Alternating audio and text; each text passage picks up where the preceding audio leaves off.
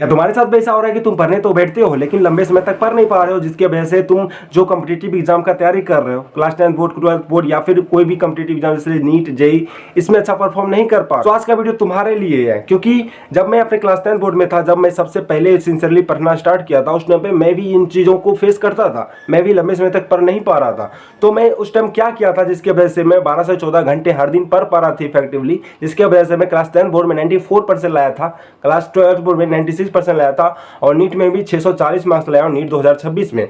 तो आज का वीडियो तुम्हारे लिए या आज मैं तुम्हें बताऊंगा कि कैसे 12 से 14 घंटे तुम हर दिन इफेक्टिवली पढ़ सकते हो। Number 1, make a schedule. तुम्हारे पास एक शेड्यूल होना चाहिए जिसमें तुम्हारा एक टाइमलाइन होगा कि इतने से इतने बीच तुम क्या करोगे और क्या क्या तुम पढ़ने जा रहे हो, जिसमें तुम्हारा परफेक्ट, अगर तुम सब कुछ किए हुए रहोगे तो तुम्हारा टाइम वेस्ट कम से कम होगा। तुम 12 घंटे से 14 घंटे आराम से हर दिन पढ़ पाओगे। सो इसके लिए तुम्हें सबसे पहले, जैसे मैं अपना एक एग्जाम्पल के साथ में तुम्हें बताता हूँ, तो मैं अपने टाइम पे 6:40 में लगभग मैं सुबह में उठ जाता था। तो 6:40 में जब उठता था, उसके बाद मुझे फ्रेश होने में, ब्रश करने में, ये सब में लगभग 20 मिनट लग जाते थे। तो मैं 7 बजे पढ़ने बैठ जाता था। 6:40 का मैं लगभग अलार्म लगा के सोता था रात में, तो 7 बजे मैं लगभग पढ़ने बैठ जाता था। 7 से 9 पढ़ लिया, 2 घंटे पढ़ाई कर लिया अच्छे से, जो भी मेरा हो गया अच्छा से याद करने वाला सब्जेक्ट हो गया कोई, तो वो मैं पढ़ लेता था, जैसे कि बायोलॉजी हो गया, केमिस्ट्री हो गया। तो उसके बाद मैं 9 बजे ब्रेक लेता था। 9 से साढ़े 9 बजे तक मैं ब्रेकफास्ट करता था, और हो सके उसमें अगर मेरे को टाइम बच जाता था 10 मिनट, तो मैं उसमें नहा भी लेता था कभी कभी। तो 9:30 बजे तक ऐसे यूटिलाइज हो गया। फिर मैं दूसरा एक स्टडी सेशन लेता था 2 घंटे का, जो कि होता था 9:30 से 11:30। तो 2 घंटे और पढ़ लिया। 11:30 बजे फिर मैं एक छोटा सा एक और ब्रेक लेता था आधा घंटे का। उसमें मैं नहा लिया या फिर थोड़ी देर आराम कर लिया, पावर नैप ले लिया, घर पे बात कर लिया, दोस्तों से बात कर लिया।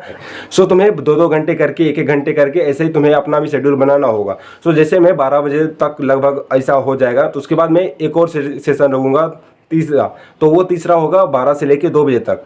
2 बजे तक मैं पढ़ूंगा। उसके बाद फिर आधे घंटे का एक ब्रेक होगा, जिसमें मैं दोपहर का खाना खाऊंगा, यानी कि लंच करूंगा। उसी के साथ साथ में अगर टाइम बच गया, जैसे कि 15-20 मिनट में मेरा अगर खाना हो गया, तो 10 मिनट लगभग बचेगा, तो 10 मिनट में पावर नैप ले लूँगा। इससे होगा कि मेरा थोड़ा इफेक्टिवनेस और बढ़ जाएगा। और उसके बाद मैं फिर से एक और 3 घंटे का सेशन ले लेता था, यानी लगभग 2:30 बजे से लेके लगभग 5:30 बजे तक। इतने 3 घंटे में लगभग पढ़ता था। और उसके बाद में फिर से आधा घंटा का ब्रेक, जिसमें मैं स्नैक्स लेता था, चाय लेता था, किसी दोस्तों से बात करना हो गया, ये सब करता था।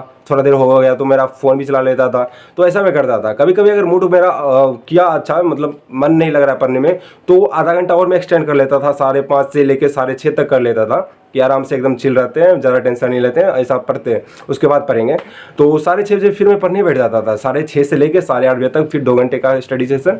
8:30 बजे फिर एक ब्रेक, 8:30 से 9 बजे तक फिर खाना खाना हो गया। मतलब आधे घंटे का मैं खाना के लिए टाइम रखता था। मैं ऐसा करता था कि मैं जो ब्रेक है ना, और जो मेरा अदर एक्टिविटीज़ है, जैसे खाना हो गया, नहाना हो गया, इन चीज़ों को मैं मर्ज कर देता था। इससे ये होता था कि मेरा टाइम मैनेजमेंट हो जाता था। मुझे ज़्यादा टाइम मतलब कंज्यूम नहीं होता था, तो मैं पढ़ाई में ज़रा टाइम दे पाता था। सो ऐसे करके तुम्हारा 9 बजे तक का टाइम हो गया लगभग। तो 9 बजे तक तुम जैसे खाना खा लिए, रात के डिनर कर लिया तुमने, उसके बाद तुम आधा घंटे चाहो तो और रिलैक्स कर सकते हो, मतलब दोस्तों के साथ बातें कर सकते हो। जैसे कि मैं ऐसा करता था कभी कभी 8:30 बजे से लेके 9:30 बजे तक मैं मतलब एकदम रिलैक्स करता था, खाना खाता था, दोस्तों से बातें करता था, फ़ोन चलाता था। और 9:30 बजे फिर मैं पढ़ने बैठ जाता था, 9:30 से 11:30। ऐसा करोगे तो लगभग मेरा 12 से 14 घंटे का बन रहा है टाइम। तुम जैसे अगर कैलकुलेट करना चाहोगे तो भी वहाँ पे तुम्हारा 12 से 14 घंटा हो जाएगा। सो तुम भी ऐसा ही एक शेड्यूल बना के कर सकते हो। बिल्कुल परफेक्टली तुम्हें प्लान करना होगा, तभी जाके तुम परफेक्टली हर दिन 12 से 14 घंटे पढ़ पाओगे और कोई भी एग्जाम में अच्छे से परफॉर्म कर पाओगे। नंबर 2, एक स्ट्रॉन्ग रीजन ढूंढो पढ़ाई करने का। देखो, तुम 12 से 14 घंटे अगर पढ़ना चाहते हो ना, तुम्हारे पास एक रीजन होना चाहिए, तुम्हारा वाई क्लियर होना चाहिए, तभी तुम हर दिन 12 से 14 घंटे इफेक्टिवली पढ़ पाओगे। वरना तुम बस बैठे रहोगे, तुम्हारा मन नहीं लग रहा होगा, तुम सैचुरेट हो जाओगे, तुम पढ़ाई करना छोड़ दोगे। और बहुत सारी चीज़ें होती हैं, क्योंकि हर दिन भाई 12 से 14 घंटे पढ़ना आसान नहीं है। एक ही जगह पर बैठे रह के कंटिन्यूसली पढ़ते रहना इतना आसान नहीं है जितना लोग समझते हैं कि हाँ कर लेंगे।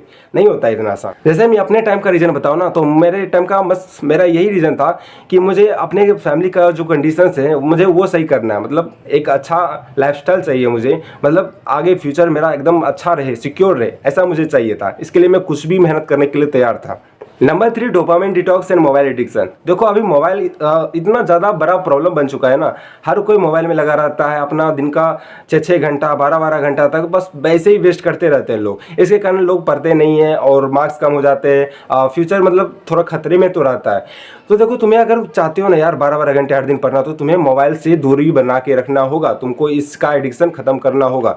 इसके लिए तुम क्या कर सकते हो, सबसे पहले तो तुम्हें डोपामिन डिटॉक्स स्टार्ट कर देना चाहिए। मतलब बिल्कुल ही अपने जितने भी सोशल मीडिया ऐप्स है सबको डिलीट कर दो, अपने मोबाइल को एरोप्लेन मोड पे या साइलेंट मोड पे करके अपने स्टडी टेबल से दूर कहीं पे रख दो। उसके बाद ही तुम्हें पढ़ना है, ताकि तुम बिल्कुल भी अपने फ़ोन की तरफ सोचो भी नहीं कि फ़ोन में ये कुछ आया होगा, कोई मैसेज आया होगा। बिल्कुल भी सोचने का वो नहीं आना चाहिए दिमाग में, इसलिए फ़ोन को बिल्कुल दूर रखना, आँख के सामने बिल्कुल भी नहीं आना चाहिए जब तुम पढ़ रहे हो। मैं अपने टाइम पे ये करता था कि मैं अपना फ़ोन अपने दोस्त को दे देता था, या फिर उसे मैं मतलब स्विच ऑफ कर देता था, या एरोप्लेन मोड पे करके मैं अपने अलमारी में रख देता था। तो जब तक वो अलमारी में रखा हुआ रहता था तब तक मैं पढ़ रहा होता था। तो ऐसा करके मैं अपना टाइम बहुत ज़्यादा बचा लेता था। Number 4, manage emotion. देखो जब तुम हर दिन सेम रूटीन को फॉलो करोगे, 12 से 14 घंटे हर दिन पढ़ते रहोगे, तो तुम्हारे साथ ऐसा होगा कि किसी किसी दिन तुम्हारा मूड बिल्कुल ही लो है, बिल्कुल पढ़ने का मन नहीं करेगा, एग्जॉस्ट हो चुके होगे, मन करेगा कहीं चले जाओ बस। तो उस दिन तुम्हें क्या करना है ये देख लो, तुम्हें उस दिन 2-3 घंटे कम पढ़ना है, बिल्कुल ही नहीं पढ़ रहे ऐसा मत करना, क्योंकि हर दिन कंसिस्टेंसी बना के रखना, तभी जाके तुम इतना जो कट थोड़ा एकदम कंपटीशन बन चुका है ना, इससे तुम आगे निकल पाओगे। सो उस दिन तुम्हें 2-3 घंटे कम पढ़ना है, और वो 2-3 घंटे तुम्हें यूटिलाइज करना है अपने मूड को रिफ्रेश करने में। ऐसा तुम्हें करना है बाय, जैसे अपने दोस्तों के साथ अगर तुम्हें घूमना पसंद है तो तुम ऐसा कर सकते हो, अपने दोस्तों के साथ घूमने कहीं निकल गए, क्वालिटी टाइम स्पेंड किए, मूवीज़ देख लिए, फैमिली के साथ टाइम स्पेंड किए, कुछ और कर लिए जो तुम्हें अच्छा फील कराता हो। लेकिन इस चीज़ को एडिक्शन मत बना लेना कि हर दिन तुम लो फील कर रहे हो और हर दिन तुम सेम ही चीज़ें कर करके अपना टाइम वेस्ट कर रहे हो। नहीं, कभी कभी के लिए ये ठीक है। देखो जो तुम्हारे साथ जो लो इमोशंस होता है, मतलब एकदम खराब जो फील करते हो, डिप्रेस्ड फील करते हो, एंजाइटी आता है, ये होता क्यों है? अगर इस चीज़ का साइंस तुम समझ लो ना, तो तुम बहुत ज़रा अपने प्रॉब्लम से बच सकते हो। मैक्सिमम प्रॉब्लम्स है ना जो हम देखते हैं, हमें लग रहा होता है, वो हमारे अंदर ही होता है, बाहर से कोई प्रॉब्लम ऐसा होता नहीं है। जैसे कि तुम्हें बार बार ऐसा फील होता रहेगा कि मैं बहुत ज़्यादा पढ़ रहा हूँ लेकिन मेरे उतने मार्क्स नहीं आ रहे हैं, मैं वो ऐसा परफॉर्म नहीं कर रहा हूँ, लेकिन जो आसपास के लोग हैं वो कम मेहनत करके भी अच्छा परफॉर्म कर रहे हैं, ऐसा तुम्हें फील होगा कई बार। तो बिल्कुल भी ये चीज़ें दिमाग में मत आने देना, इन चीज़ों से अपने आप को बचाए रखना, अपने मेहनत पे ध्यान देना, अपनी जर्नी अपनी पाथ पे ध्यान देना है। दूसरे की जर्नी पाथ पे ध्यान दोगे तो बस डिस्ट्रैक्ट ही होगे, कुछ फ़ायदा होता नहीं है। अपने आप पे ध्यान देना है। Number 5, having a companion in your journey. देखो जो ये जर्नी है ना 12-12 घंटे 13-13 घंटे हर दिन पढ़ने का, ये स्मूथ नहीं रहने वाला है, बहुत बार अप्स एंड डाउन्स आएंगे। तो उस टाइम पे अपनी इमोशंस को कैसे मैनेज करोगे, चीज़ें कैसे लेके चलोगे, इसके लिए तुम्हारे साथ एक कंपेनियन होना चाहिए जिसके साथ तुम हर दिन डिस्कस कर सकते हो। मैं अपने टाइम का बताऊँ ना, तो मुझे बहुत ज़रा कभी कभी लो फील होता था ना, तो मैं अपने दोस्त के रूम में चला जाता था, दोस्त के साथ एकदम बातें करते रहता था।